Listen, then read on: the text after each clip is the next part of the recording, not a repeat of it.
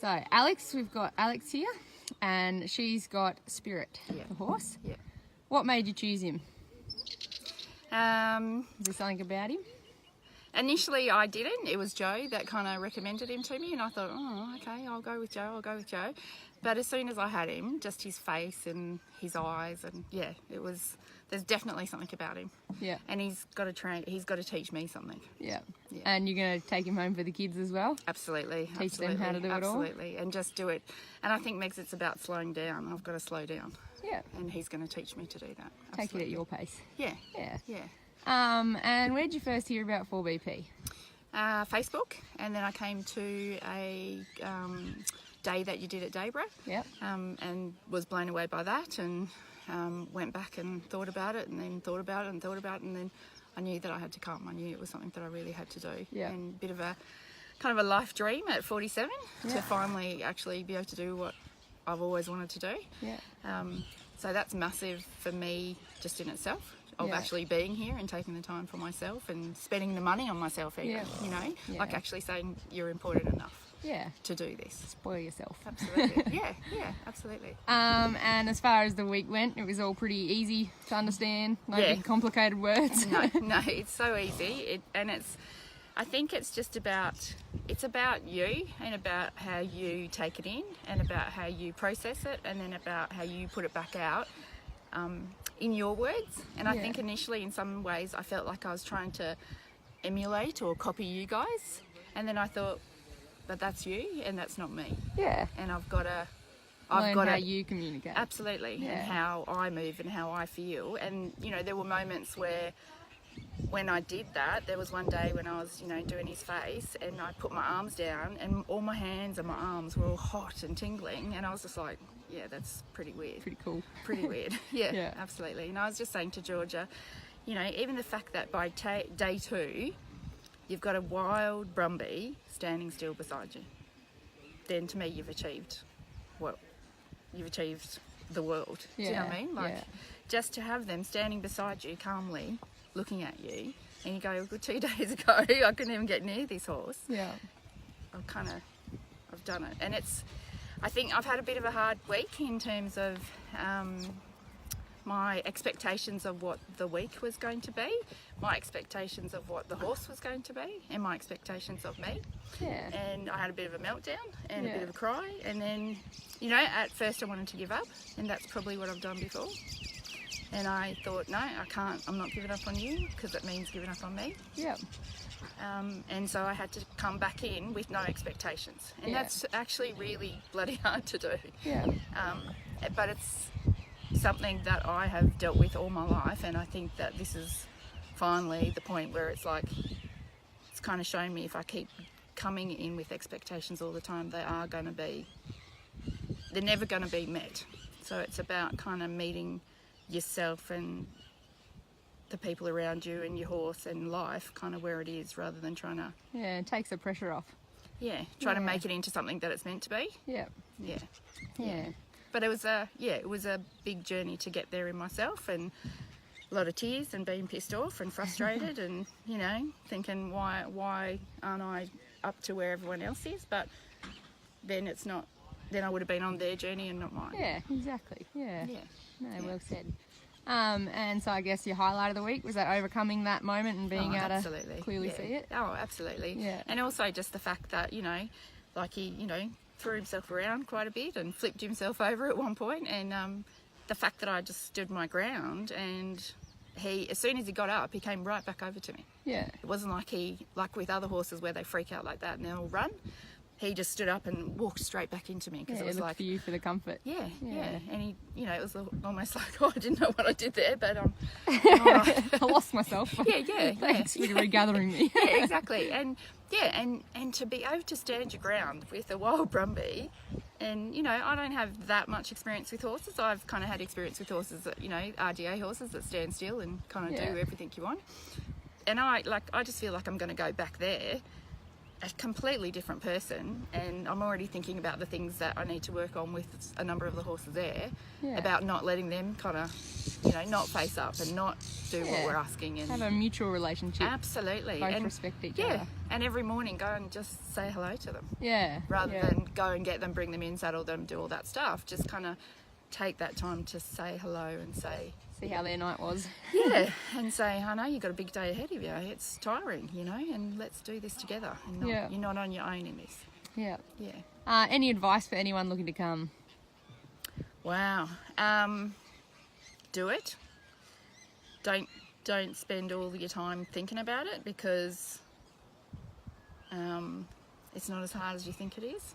It's challenging. It'll kind of rock you a bit to your core. But if it's your life dream, then you got to come and do it, because this is a magical place, and the energy just being here is amazing. And you know, the tears kind of flow much easier. For me, it's hard to cry normally, and so for me to have a big cry, and even to actually sit in front of Lauren the other day and have a cry, was actually a big thing for me. Yeah. Really challenging. So just do it. Come and challenge yourself, and you know, it's a magical, wonderful experience like nothing else I've ever experienced in my life. Yeah, absolutely. And anything you'd suggest them packing, like one thing that you needed on the week? Lip balm, water bottle. Look, I went through 2 water bottles a day. Make sure you got your sun cream and your lip balm, because it gets windy out there. Can't live without it. Yeah, absolutely. But also, you don't need anything else. Like, don't bring all this stuff that you think that you'll need, or maybe you'll want, or it's all here, and it's getting back to basics. And for me, I haven't had my phone service all week, and you know, I've kind of have gone through periods where I've been like, oh fuck, I need that, but then I go, actually, so freeing, so much easier to not be constantly, oh, someone wants me, someone needs me, or what are they doing, or what's, you know, maybe don't bring your phone. Don't bring your phone. I know, that's good advice. Bring your camera, but don't bring your phone. Yeah. And was there a scary point in the week? Like, was it scary choosing a horse, or meeting the horse for the first time, or? I think the first touch, absolutely. Like that, where, you know, you've got someone, you've watched Joe do it, or you've watched Meg do it, or Lauren do it, and then they're like, righto, get in there, and you've got to go, yeah, right, okay. And then when you actually kind of, you move that little bit closer each time, and at your pace and at their pace, and you kind of, for me, I had to really get into myself before I could get into them. And that first touch was just like, you know, I couldn't believe it. And for me also too, I think walking around Spirit, because he was, you know, a bit of a head up and a bit energised, that first time that I completely walked around him, you know, Lauren was like, high five, and I was like, I just need to go and sit down in the corner. Can't even lift my arm up. Because I'm going to pass out. And that, And absolutely. now you can just do it, no worries at all. Yeah. And he, like today, you know, everyone can come up to him today. Yeah. Everyone can talk to him. And whereas before, he was kind of, you know, kind of a one-person horse, and he looked to me all the time. But now, if I'm standing there, other people can come up and talk to him and walk around him. You know, Jono walked around him this morning, didn't even, like, head down, sleep, you know.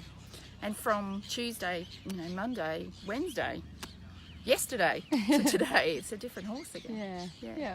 And the fact that you know, most mornings when I've walked into the yard, you know, like yesterday, I had to chase him, you know, walk around with him, follow him around for a couple of minutes, and then I just stopped.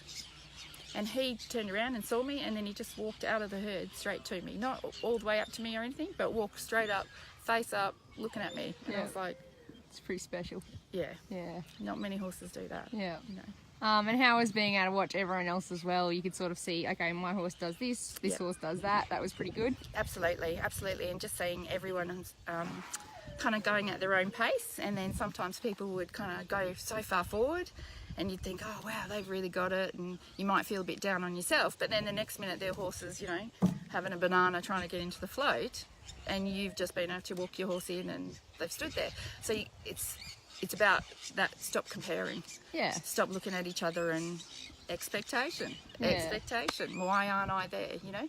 And for me, look, I didn't get to ride this week, but a lot of that about it is about how old Spirit is as well. He's only little, and my you know, me, big, and it's just a matter of waiting and doing it at his pace, and not going, oh, what, you know, I should have done this and he should have done this and Yeah. we should have done this together before we left. Yeah. No.